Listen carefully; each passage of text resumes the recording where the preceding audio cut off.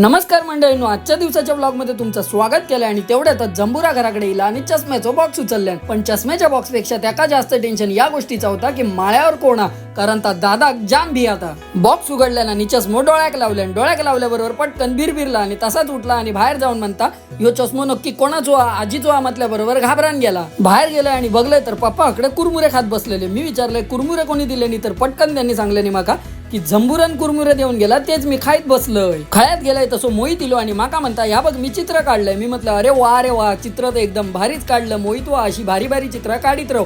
तो सर झंबुरानाकडे चित्र काढून सुरुवात केल्या. बाहेर गेलाय तर ह्यो बाबू माका एकटक बघत राहिलो आणि एकदाच आराडलो की मी तुझे सगळे व्हिडिओ बघताय. मी म्हटलंय धन्यवाद. घराकडे येईल तो सर आऊस आणि पप्पा आकडे बसान चिंगळे सोलत होते. आज मस्त पैकी चिंगळ्यांचो बेता, पण तो दुपारच्याक नाही तर रात्रीच्याक ठेवणार होते. म्हणून म्हटलं ठीक आपण रात्री खाऊ गावतलेच. चिंगळे साफ करून झाल्यावर आम्ही बसलो जेव. पप्पीकडे कुरकुर करता, कारण सगळा त्याका नॉनव्हेज दिसत होता.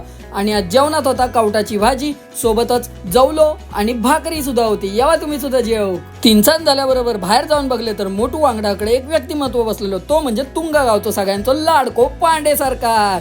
2 जण बसून मस्त पैकी गजाली मारत राहिलेले. खळ्यात जाऊन बघले तर मंगलोकडे पप्पांका युट्यूबवरची गाणी डाउनलोड करून देत होतो. घराकडे येईल आणि म्हटलं आता आम्ही जेव बसूया. जेवणात आज मस्त पैकी तुमका दुपारी दाखवलेलं आहे चिंगळे होते. चिंगळे म्हटल्यावरती अगदी चविष्ट आणि जबरदस्तच असे लागतात. यावा तुम्ही सुद्धा जेव. बंगला आज माका घरात येऊ जाम उशीरच झालो. मग म्हटलं आजच्या दिवसापुरती पुरे झाला. आम्ही भेटाय पुढच्या ब्लॉग मध्ये. तवसर देवा काळजी.